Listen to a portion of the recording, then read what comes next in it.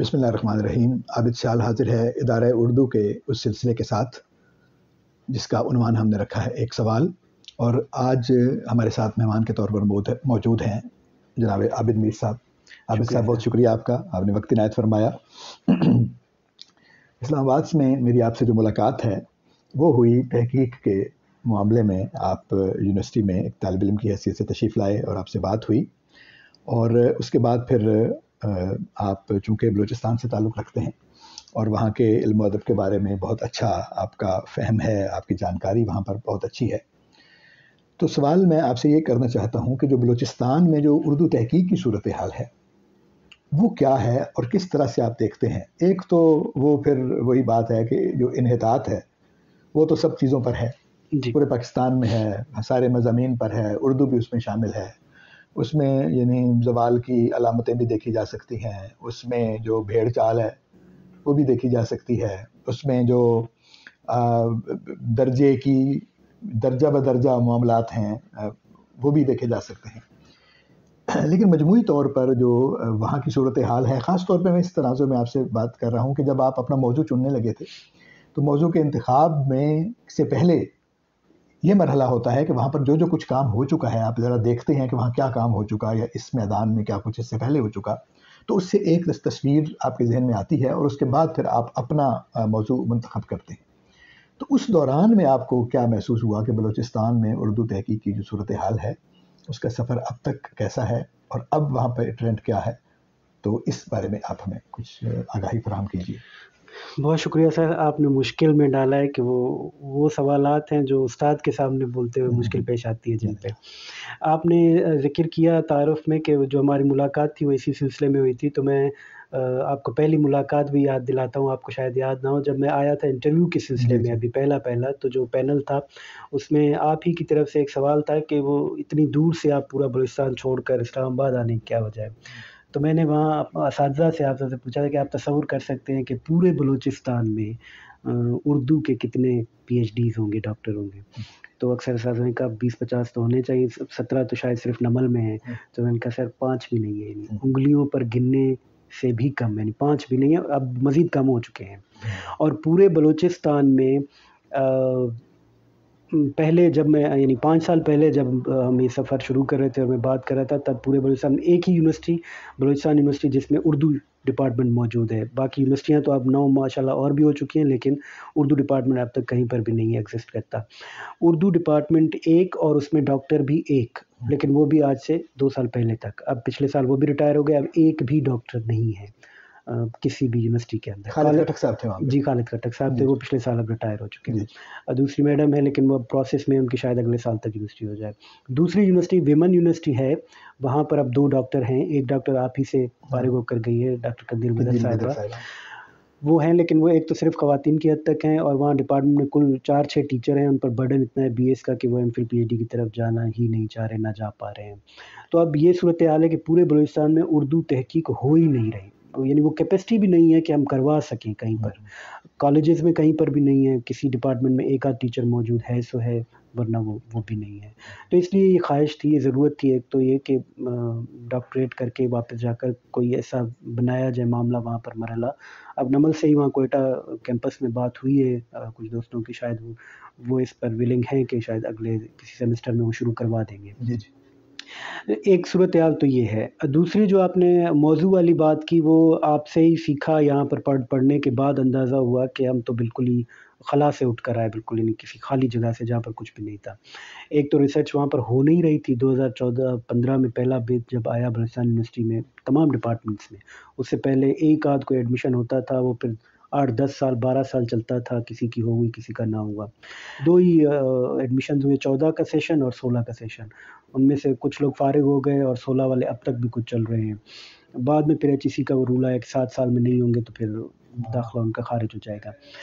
تو جب اس کا موضوع کا مرحلہ آیا تو یہ تھا کہ ہمارے ہاں جتنا میں وہاں کام دیکھ پایا بلوچستان میں اردو کے حوالے سے، حتیٰ کہ میں نے بلوچی اور براہوی کے بھی تھیسس دیکھنے کی کوشش کی، پشتو والوں سے بھی معلوم کیا، تھیوریٹیکلی کوئی کام ہوا ہی نہیں ہے ہمارے پاس. ٹھیک ہے. تھیوری بالکل ایک نئی چیز تھی کہ کوئی تھیوری لینی ہے آپ نے اور اس پر اپنے تھیسس کو کوئی پرکھنا ہے. ہاں یہ تو ہمارے ہاں بھی ادھر یعنی باقی جو علاقے ہیں یا باقی یونیورسٹیاں میں ہیں، مطلب ہم نمبر میں کچھ کرتے ہیں اس معاملے میں، اور بھی ادھر کچھ یونیورسٹیوں میں یہ ہے معاملہ جو اردو میں، لیکن اوور آل یہاں پہ بھی صورتحال جو ہے وہ اتنی زیادہ حوصلہ افزا نہیں ہے. وہاں اب تک وہی شخصیت ہے، احوال و آثار ہیں یا وہ پرانا ہمارے جو لوک داستانیں ہیں. ہمارے ہاں رواج یہ ہے اصل میں، یعنی اس پہ کئی دفعہ میں بات بھی کر چکا کہ ہم تھیسس کی بجائے کتاب لکھتے ہیں.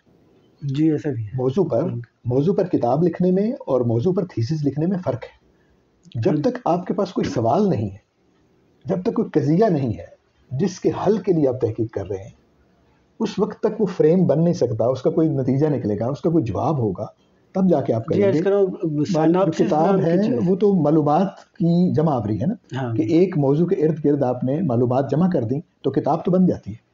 تو زیادہ تر رویہ چونکہ اس طرح کا ہے، اس وجہ سے سائناپسس کیا ہوتا ہے اور کیسے بنتا ہے، یہ ہمارے ہاں اب جا کے ڈیولپ ہوا ہے معاملہ. 2014 15 16 کے سیشن میں سائناپسس نام کی چیز نہیں تھی.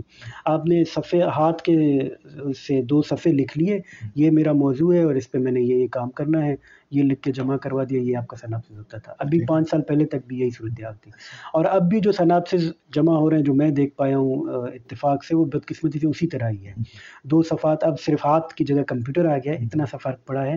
باقی جو تھیوریٹیکل معاملات ہیں، آپ کا قضیہ ہے، آپ کے سوالات ہیں تحقیقی اور آپ کی ابواب بندی ہے، یہ چیپٹرائزیشن وغیرہ، یہ پیٹرن اب تک رواج نہیں پا سکا ہے ہمارے یہاں اب تک. وہ ظاہر تب تک ہوگا. اصل میں ایک وجہ یہ بھی ہے کہ جتنے لوگوں نے جو وہاں پڑھانے والے ہیں پھر پی ایچ ڈی، وہ پرانے پیٹرن پہ کیے ہوئے، پہلے ایسے ہی ہوتا تھا ویسے. تو انہوں نے نیا پیٹرن، یہ جو نیا پیٹرن ہے، صرف پیٹرن کی وجہ سے کسی معاملے کو ہم یا کسی اس کا جو درجہ ہے اس کو کم زیادہ نہیں کر سکتے. اس کی وجہ یہ ہے کہ اس سے پہلے جو پنجاب یونیورسٹی میں ہوتا تھا معاملہ، وہاں پہ صرف ایک چھوٹا سا اپنا موضوع آپ دیتے تھے اور اس پہ آپ ایک انٹرویو کنڈکٹ کرتا تھا آپ کا سپروائزر یا پروفیسر جو ہے جس جگہ پہ. تو اگر وہ سیٹسفائی ہو، اس سے پہلے آپ کا کچھ لکھا ہوا ہونا چاہیے، تو اس کے بعد موضوع اپروو ہو جاتا تھا. یعنی یہ ایسا معاملہ نہیں ہے کہ اس کی وجہ سے درجہ کم ہو جائے. نہیں، درجہ تو صرف اس وجہ سے، وہ تو آپ کا ٹیکسٹ بتائے گا جو آپ نے کام کیا ہے کہ وہ کیسا ہے. اور اس میں سے جو چھپے ہیں نا 2-4، تو میں کہتا تھا یہ چھپنے کے نہیں چھپانے کے تھے، بہتر تھا کہ نہ چھپتے. ہر جگہ پہ ایسے ہی آپ سے، یعنی اس کو صرف بلوچستان کے ساتھ مخصوص نہیں کیا جا سکتا، یہ اوور آل ایک معاملہ بھی ہے. دیکھیں پہلے تحقیق صرف وہ شخص کرتا تھا جو محقق ہوتا تھا. پہلے جو محقق ہے اس کا تحقیق میں کچھ کام ہے، وہ کچھ آگے چل چکا ہے، اس کو بنیادی معاملات جو ہیں ان کا پتہ ہے، اور وہ کوالیفائی کرتا ہے کہ وہ سندی تحقیق میں داخلہ لے اور اس کے بعد ایک تحقیق کر کے سند حاصل کرے. اب ایسا نہیں ہے. اب اس کو ہم رسمی تعلیم کی طرح 5ویں جماعت کے بعد 6ٹھی جماعت، مڈل کے بعد ہائی کے بعد ہائر سیکنڈری، اس کے بعد گریجویشن، اس کے بعد ایم فل، رسمی تعلیم کی طرح کر دیا ہے. M Phil P H D بنیادی طور پر صرف ان لوگوں کو کرنا چاہیے جو تحقیق سے متعلق ہیں، جو ریسرچر کا ذہن ڈیولپ کر چکے ہیں، جن کو بنیادی ریسرچ کے معاملات آتے ہیں. تب جا کر آپ ان سے وہ توقع رکھیں گے کہ وہ یہ کام کریں گے. لیکن ہمارے ہاں چونکہ مطلب ملازمت کے معاملات ایسے ہیں، یعنی آپ کی پروموشن جو ہے وہ اس کے ساتھ وابستہ ہے، ٹھیک ہے، تو ظاہر ہے یہ نیچرلی ایسا ہوگا. یعنی اس میں کرنے والوں کا بھی قصور اتنا نہیں ہے، وہ ظاہر ہے، اور کوئی طریقہ ہی نہیں ہے پروموشن کا. اس پہ ہمیں بات کرنی چاہیے کہ مطلب ٹیچر کی پروموشن کا طریقہ کچھ اور ہونا چاہیے. ٹیچنگ کے حوالے سے آپ کو امتحان رکھ لیں یا کچھ ایسا ہے، تو اگر آپ اس کے ساتھ وابستہ کریں گے تو ظاہر ایک بڑا سٹف اس میں آئے گا. تو یہ سارے انتظامی جو معاملات ہیں ان کی وجہ سے بھی یہ اس کے ایڈجسٹمنٹ ہے. بہرحال تو ایک تو ابھی ہم جو بات کر رہے ہیں، ہم نے اردو تحقیق کے حوالے سے بات کی تھی، تو ہم مڑ گئے سندی تحقیق کی طرف زیادہ. ظاہر ہے کیونکہ تنازع بھی اس کا وہی ہے، لیکن اس کے باہر بھی تو ایک تحقیقی معاملات ہیں جو اردو کے حوالے سے ہیں. ان کے بارے میں کچھ بتائیے جو غیر سندی تحقیق ہے. یعنی بلوچستان کا جو اسکالر ہے اردو کا، اس نے جو تحقیق کی ہوئی ہے، اس میں جو کتاب لکھی ہوئی ہے، ٹھیک، جو باقی جو ہمارے سماجی سیاسی اور وہ معاملات ہیں ان سے ہٹ کر اردو کے حوالے سے جو کیا ہوا، اس کی صورتحال کیا ہے؟ اس کی بھی کوئی بہت زیادہ قابل اطمینان تو نہیں کہہ سکتے. ایک آدمی ہے جس کا کام اتنا ہے کہ وہ کئی اداروں پر بھاری ہے، ڈاکٹر انعام الحق کوثر صاحب ہیں. کوئی 70 سے زیادہ ان کی تصانیف ہیں. ہاں، اور اب بھی لوگ پر طنز بھی کرتے ہیں، الزامات بھی لگاتے ہیں، چوری سرقہ وغیرہ. لیکن میں کہتا ہوں آپ اتنا بھی اگر کر لیں کوئی الزام لگانے والا تدوین، اور وہ بھی سر اب کی بات نہیں، مطلب آج تو انٹرنیٹ اور لائبریریاں ہر چیز کی دستیابی. دیکھیں اس طرح کی باتیں ان کا زمانہ تھا جب اونٹوں پہ جا کر سفر کر کے. میں کہہ رہا ہوں کہ اس طرح کی باتیں تو مولوی عبدالحق کے بارے میں بھی لوگ کرتے ہیں. ہاں حتیٰ کہ ہے نا، لیکن ایک بڑا بلک بنانا، کوانٹٹی بھی ایک چیز ہے جس میں سے کوالٹی نکلے گی. جی بالکل. تو اس آدمی کا کام ایسا ہے کہ اردو کا کوئی بھی آپ کام کرنا چاہیں بلوچستان میں، حتیٰ کہ ریسرچ کا کوئی بھی کام، چاہے آپ بلوچی میں کریں، براوی میں کریں، اس آدمی کو آپ کراس نہیں کر سکتے، اس کو درگزر نہیں کر سکتے، اس کے بغیر آپ بات کر ہی نہیں سکتے، آپ کا نوالہ ہی نہیں ٹوٹتا ہے اس کی روٹی کا. تو ان کا بنیادی کام ہے اردو کے حوالے سے. بلوچستان میں اردو کی بڑی معروف تصنیف ہے. البتہ کچھ دن پہلے بھی کہیں یہ بات ہو رہی تھی دوستوں میں کہ اب اس کو اپڈیٹ کرنے کی ضرورت ہے، کیونکہ وہ ان کا کام تھا 70s تک کا. بلوچستان میں اردو کی ابتدا سے لے کر 70 کے دہائی تک. 50 سال ہو گئے. ایک کتاب اور بھی بعد میں انہوں نے لکھی تھی آخری عمر میں بھی، 70 کے بعد سے 2005 تک، لیکن اس میں انہوں نے کمپائلیشن کی، یعنی جو موجودہ شاعر ادیب تھے ایک آدھ پیراگراف ان کا تعارف اور کچھ ان کا کلام یا ایک آدھ تذکرہ بنیادی طور پر. لیکن اب بلوچستان میں اردو کا جو تحقیقی تناظر ہے وہ خاصا وسیع ہو چکا ہے، بدل چکا ہے، سندی بھی غیر سندی بھی اب کام ہو رہا ہے مختلف نوعیت کا. کمپائلیشن والا، تدوین والا کام تو بہت ہوا ہے. خورشید افروز صاحب ہیں، انہوں نے بلوچستان میں مشاہیر بلوچستان کے نام سے 8 جلدوں پر مبنی ایسی موٹی موٹی کتابیں ان کی، وہ ابھی حالیہ کام ہے پچھلے 8-10 سالوں کا. ڈاکٹر ضیاء الرحمان صاحب ہیں، ان کا بڑا کام ہے زبردست. سندی تو انہوں نے کیا ہی کیا، یعنی وہ ویمن یونیورسٹی جب بنی تو وہاں اور تو کوئی نہیں تھا، تو ان کو کالجز سے ہی ریٹائر ہوئے تھے تو وہاں گئے تھے. انہوں نے بہت کام کروایا تحقیق کے حوالے، سندی تحقیق کے حوالے سے. وہ اپنا جو کام تھا ان کا جو غیر سندی ہے وہ ان کا اب چھپنا شروع ہوا ہے، کیونکہ اب ان کو فراغت ہوئی ہے. تو وہ جو پچھلا جتنا کام تھا ان کا، ہمارے یہاں ایک ادارہ بنا تھا قندیل خیال کے نام سے، لورالائی میں 1919 میں مشاعرے ہوا کرتے تھے وہاں پہ، ان کی وہ ساری رپورٹیں پھر چھپتی تھی. تو ان کو جمع کر کے کہیں سے ان کے ہاتھ آئے سارے مسودے پرانے، وہ انہوں نے جمع کر کے چھاپے ہیں. اپنے تحقیقی مضامین کی کتاب چھاپی ہے حال ہی میں. اور اس طرح کی کتابیں اب جو غیر سندی تحقیق سے ہٹ کر ہیں، سندی تحقیق سے ہٹ کر ہیں، وہ اب کوئی درجن بھر کتابیں ہمارے یہاں حالیہ چھپی ہیں ان 20-25 سالوں میں. ٹھیک ہے.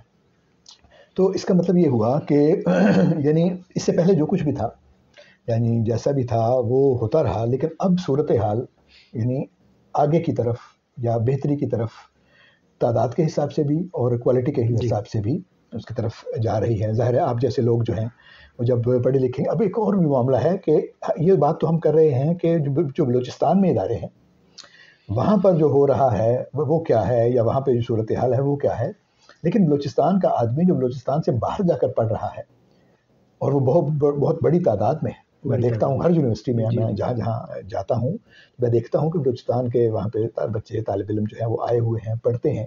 ظاہر ہے وہ جہاں سے پڑھ کے جب اپنے علاقوں کو واپس جائیں گے تو یہ ساری روشنی لے کر وہ اپنے ساتھ جائیں گے، اور آنے والے چند برسوں میں ہم بہت بڑی انشاءاللہ وہاں پر ایک تبدیلی اور بہت بڑی بہتری کی صورت جو ہے اس کو دیکھنے کی توقع رکھتے ہیں. تو میں شکر گزار ہوں، آپ نے وقت عنایت فرمایا، اور ہم نے بلوچستان کے حوالے سے تحقیق کی جو صورتحال ہے اس پہ ایسی باتیں کی جو ڈائریکٹلی آپ ان سے متعلق ہیں، اور فرسٹ ہینڈ نالج جو ہے وہ آپ کے تبسط سے ہمیں ملا. امید ہے ہمارے دوستوں کو یہ باتیں پسند آئی ہوں گی.